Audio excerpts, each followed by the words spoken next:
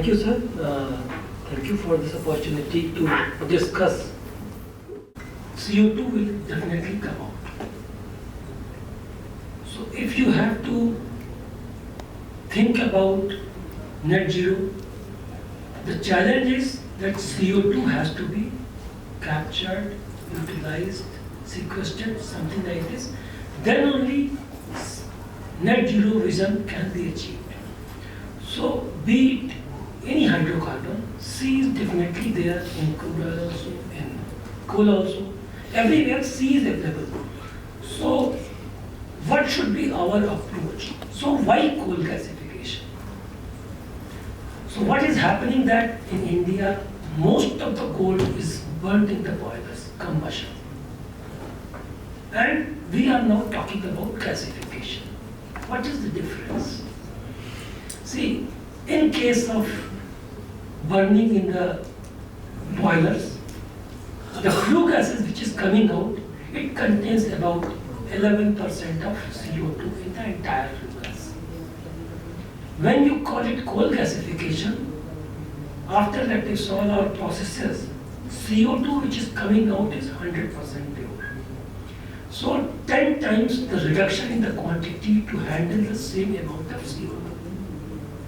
So right now the government approach is rather than burning coal in boilers, let us gasify it in gasifiers. This is the first challenge, so that you need to handle less amount of gases to capture CO2, to make it net zero. Second thing is, in gasification, the particulate matters are not coming in the flue gases.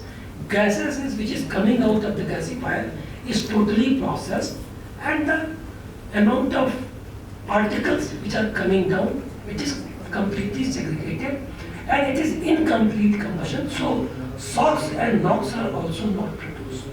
So basically this is a cleaner source, cleaner utilization of coal. So there are certain differences. In gasification, after gasification we are getting syngas, which is mostly hydrogen and carbon monoxide. Jabki when we go for combustion, it is coming out CO2 completely. Then it is the partial oxidation in gasification. In combustion, it is full combustion. So in coal gasification, the CO and H2 can be utilized for various products. So we can call it that we are utilizing the chemical properties of coal rather than using only for the energy purpose.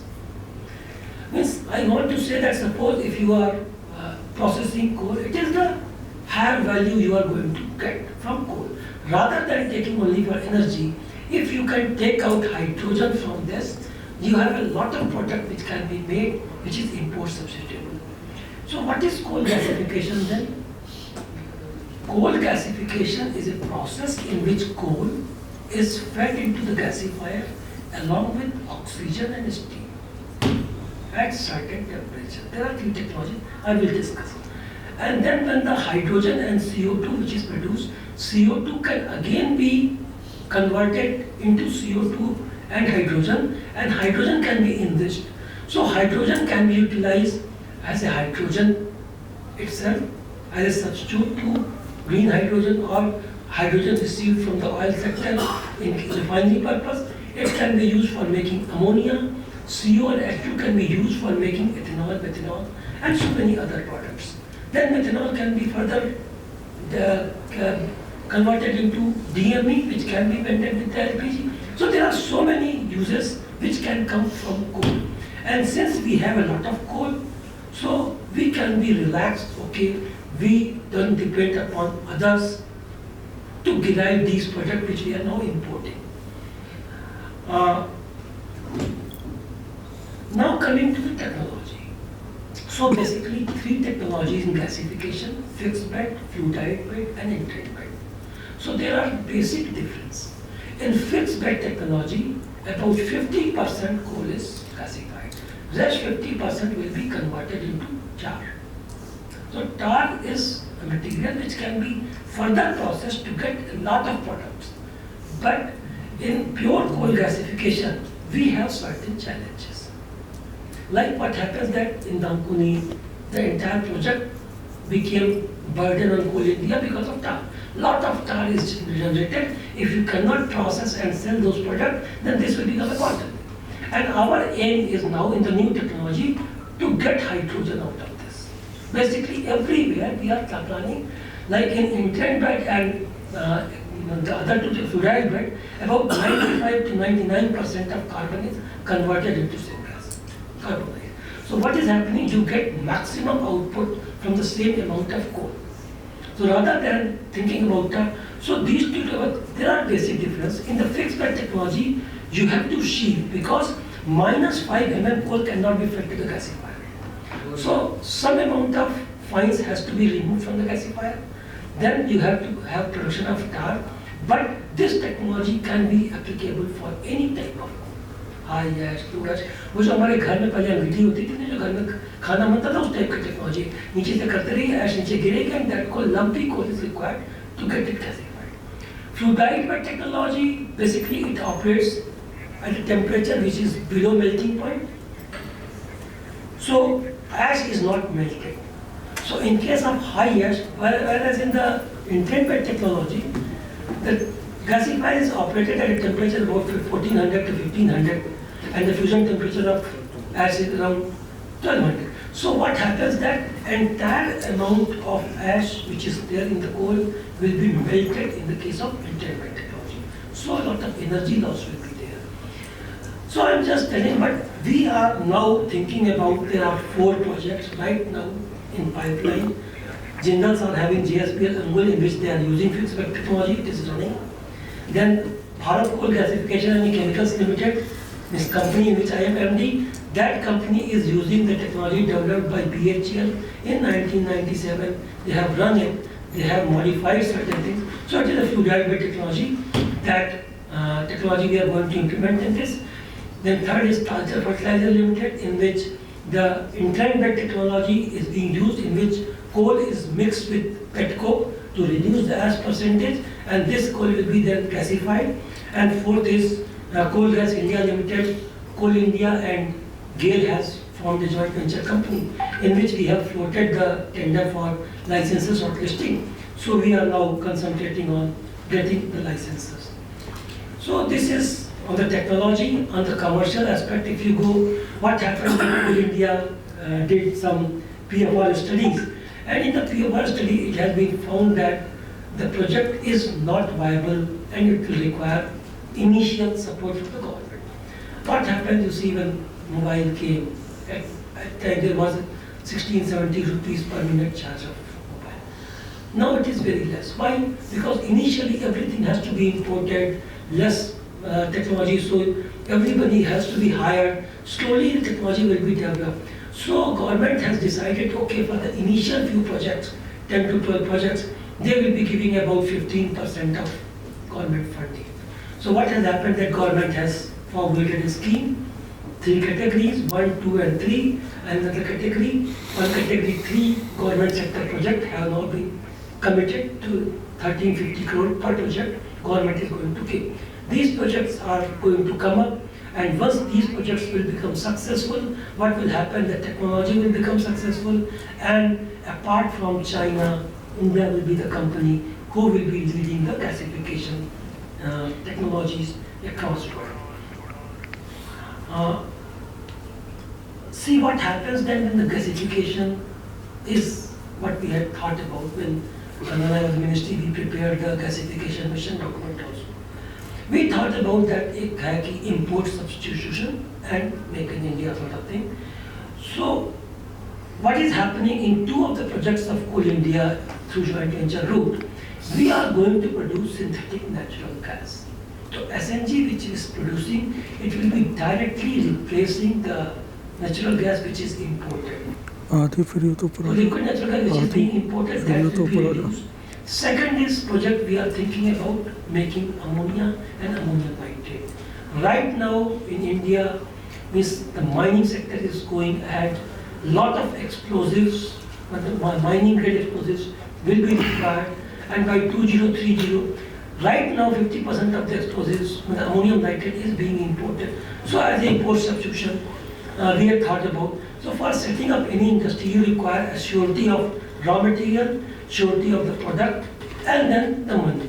So what happened in the ammonium nitrate case, coal was assured by Coal India Limited, ammonium nitrate, the product has been assured by Coal India, 70% offtake, and the money government has given funding. Odisha government has supported the project, and now both GAIL and BHEL and Coal India has put up their equity.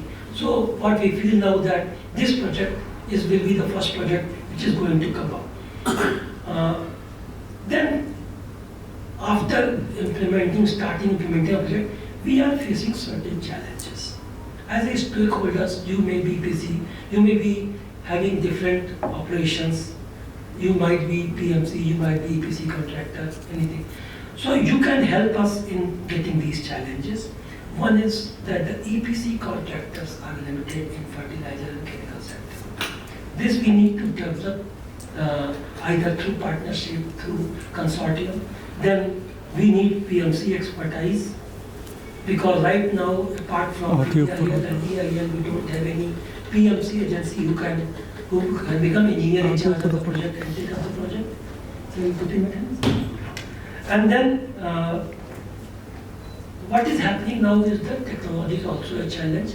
So we are now requested DPIIT to give registration on priority basis to some of the licenses so that this technology can be implemented.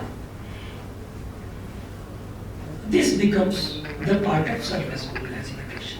Now coming to underground coal gasification also. So what happens in surface gasification, coal is brought on the surface and then gasified with gasifier. But in case of underground coal gasification, some pilot plants have run.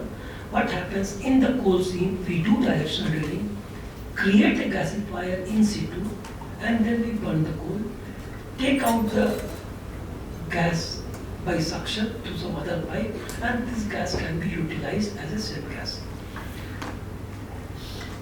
What has happened right now is that government has constituted an interministerial committee that they have identified certain potential UCG blocks also. Government has mandated Naveli and Coal India to go ahead with UCG of the potential blocks within their command area. One block was allotted to Naveli, and Coal India has also started doing some research work also. So one of the block in ECL, Kasta West, one R&D activity has already started. And then yesterday we learned from Director Exploration ONGC that they are also now interested because they had done something on the Vastan coal block. So Coal India is also now open that okay, if ONGC and Coal India can also have a tie-up in going ahead with the UCG methodology of getting syngas. There was a committee on roadmap from coal to hydrogen constituted by Ministry of Coal. I was the member secretary in that. In this we had compared and we had given some economic aspect for producing hydrogen using coal. So what happens, the margin money for CCUS we can get from the coal sector if coal is utilized for hydrogen making. Because about $1.6 per kg of hydrogen was expected expenditure, and $6 was that time expenditure they had suggested in some of the reports for green hydrogen. So to make coal means capture CO2 completely and make hydrogen, so there is a lot of margin available. So right now government is also asking to take up some of the projects. So 6 projects which are going to be funded by government, about 100 crore rupees per project. Definitely we will be thinking about taking one project in which hydrogen can be produced. Government has now given about 3 projects in category 1, 3 projects in category 2 and 1 in category 3. And all these projects are expected to be completed by 29 and 30. So I hope so that the gasification projects which have been now given by support by the state and central government and companies have taken up will definitely make coal sector moving towards net zero pathway.